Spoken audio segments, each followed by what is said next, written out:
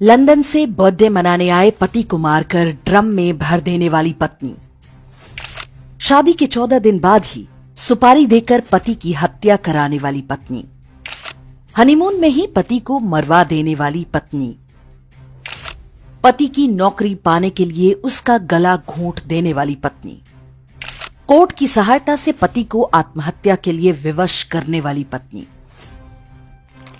भारतीय समाज में ऐसी घटनाएं अचानक इतनी बढ़ कैसे गईं? ऐसा नहीं है कि ये अपराध पहली बार हो रहे हैं, पहले भी ऐसा होता था, लेकिन अब तक ये अपवाद था। आज ये घर घर की कहानी है। ध्यान से देखें तो पति या प्रेमी की हत्या करने वाली इन महिलाओं के चेहरों पर आपको कोई अपराध बोध या पछतावा नहीं दिखेगा। केवल ये दुख होता है कि वे पकड़ ली गईं, या जैसा उन्होंने सोचा था वैसा नहीं हो पाया। अपराध के इस मनोविज्ञान के पीछे बदलावों का वो क्रम है जो बीते कुछ वर्षों से समाज में बहुत योजना के साथ लागू किए जा रहे थे। सबसे बड़े और महत्वपूर्ण बदलाव न्यायालयों के माध्यम से किए गए। इनमें सबसे प्रमुख है अवैध संबंध बनाने को कानूनी अनुमति मिलना। वर्ष 2018 में सुप्रीम कोर्ट ने धारा 497 को असंवैधानिक ठहरा दिया। इस धारा के अंतर्गत एक विवाहित स्त्री का पति के अतिरिक्त किसी अन्य पुरुष से शारीरिक संबंध बनाना अर्थात एडल्ट्री गैर कानूनी था। कानून में महिला को नहीं बल्कि उस पुरुष को दंडित किया जाता था जिसने अवैध संबंध बनाए।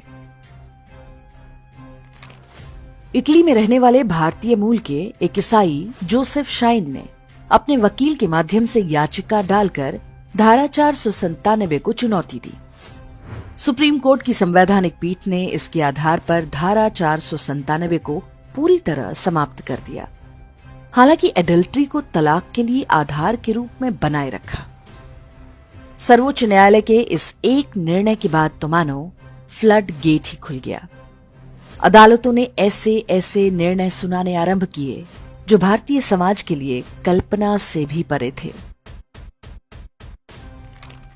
पंजाब और हरियाणा हाईकोर्ट ने कहा कि कोई महिला अपने पति की हत्या कर दे तो भी वो उसकी पेंशन की हकदार होगी।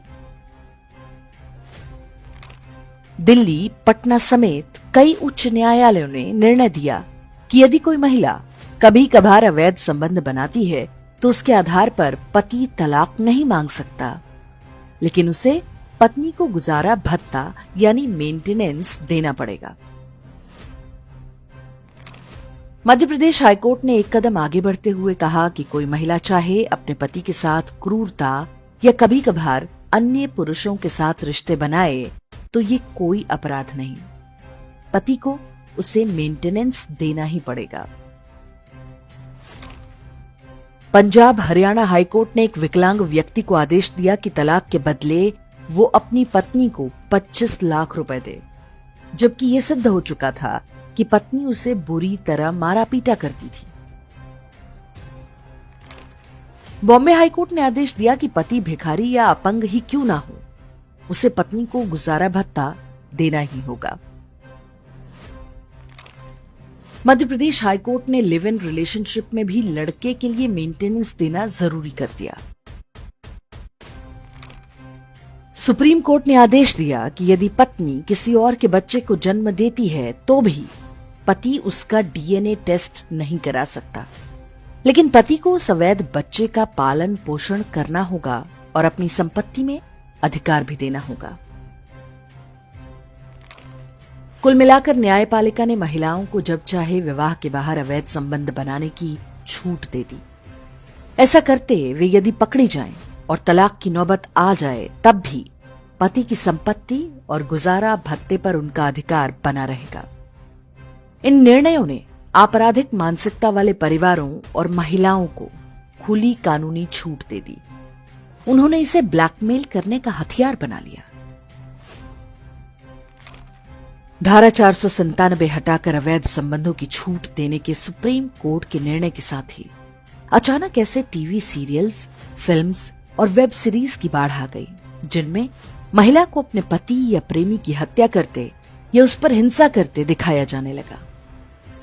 इन सभी में पुरुष को ही खलनायक और महिला को पीड़ित के रूप में दिखाया जाने लगा। कुल मिलाकर कहानी ये कि यदि महिला अवैध संबंध बनाए, पति की पिटाई करे या उसकी हत्या कर दे, ये सारे काम वे मजबूर होकर करती। उन्हें ऐसा करने पर कोई अपराध बोध नहीं होना चाहिए। साथ ही वेब सीरीज में महिलाओं की शराब, सिगरेट पीने या ड्रग्स लेने को बहुत सहज रूप में दिखाया जाने लगा। शराब, फिल्मों और कानून के इस कॉकटेल ने मात्र 5 से 10 वर्ष में भारतीय समाज और विशेष रूप से महिलाओं को बुरी तरह से चपेट में ले लिया। मात्र कुछ दशक पहले तक मां किसी परिवार में नैतिकता और संस्कारों की धुरी हुआ करती थी। उसी समाज में आज महिलाओं द्वारा अपने ही बच्चे की हत्या करने या अपने ही दोस्तों से उसका यौन शोषण कराने जैसे समाचार हर कुछ दिन पर आ रहे हैं। भारतीय समाज और स्त्रियों का ये पतन संयोग मात्र नहीं है। भारत कमजोर हो, इसके लिए भारतीय परिवार व्यवस्था को तोड़ना आवश्यक था। यह काम बिना महिलाओं को भ्रष्ट, चरित्रहीन और नशेड़ी बनाए संभव नहीं था। हार्वर्ड जैसे अमेरिकी विश्वविद्यालयों से पढ़कर आए जजों ने इसे बहुत कुशलता के साथ लागू किया। फिल्मों और मीडिया ने इस आग में घी डालने का काम किया। जिस सरकार पर जनता के प्रतिनिधि के रूप में इस हमले को रोकने का उत्तरदायित्व था, वो मूक दर्शक बनकर तमाशा देखती रही। महिलाओं द्वारा पतियों की हत्या को स्त्री बनाम पुरुष समझने की भूल न करें। जो महिलाएं ये अपराध कर रही हैं, वे खुद ही उस संस्थागत ब्रेन वॉश का शिकार हैं जो कानून और फिल्मों की सहायता से किया गया है। ऐसी महिलाएं अपना और अपने परिवार का जीवन तो नर्क बना ही रही हैं, हमारी और आपकी बेटियों का भविष्य भी अंधकार में ढकेल रही हैं। इसलिए आवश्यक है कि हम जो कुछ हो रहा है उसे चटखारे लेकर देखते ही ना रहें। जो जज, अधिकारी, राजनेता और फिल्म वाले इस षड्यंत्र में शामिल हैं, उनके चेहरों को पहचानें। इन विषयों पर हमने इंडेक्स पर कई वीडियो बनाए हैं। इनके लिंक हमने YouTube के डिस्क्रिप्शन में दे दिए हैं। यदि आप इन्हें देखेंगे तो पूरी समस्या को सही संदर्भ में समझने में आसानी होगी।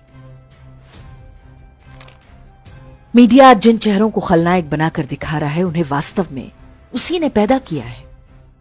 फिल्मों ने उन्हें अपराध के लिए उकसाया है और नेताओं और न्यायपालिका ने कानूनी हथियार देकर अपराधी बनाया है। ऐसी महिलाओं का शिकार जो पुरुष बन रहे हैं, वे किसी जंगल के जानवर या कुर्बानी के बकरे नहीं हैं। ये भी हमारे आपके जैसी महिलाओं के बेटे या भाई ही हैं।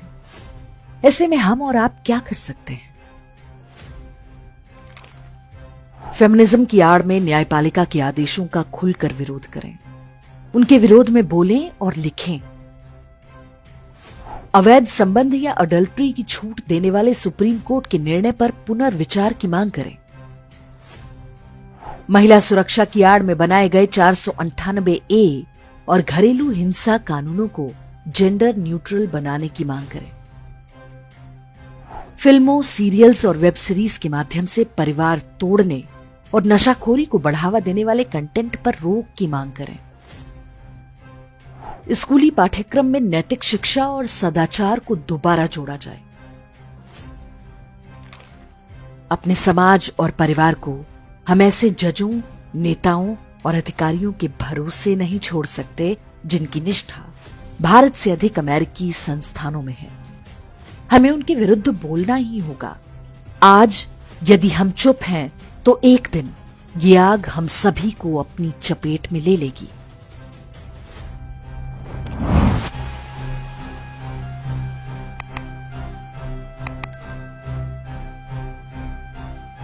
इंडेक्स ऑनलाइन के वीडियो समाज को समर्पित हैं।